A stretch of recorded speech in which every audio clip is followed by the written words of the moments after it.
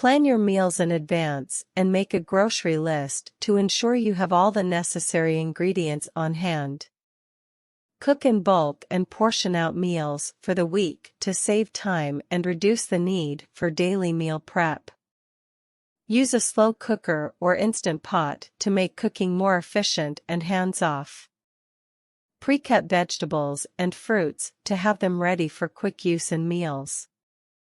Make use of leftovers by incorporating them into new meals, such as turning last night's chicken into a salad or sandwich for lunch.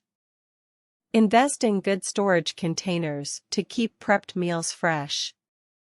Use a meal delivery service or meal kit service for some meals to save time and effort.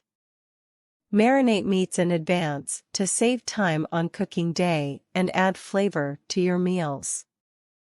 Try freezer-friendly recipes such as soups, stews and casseroles that can be made in bulk and frozen for later use.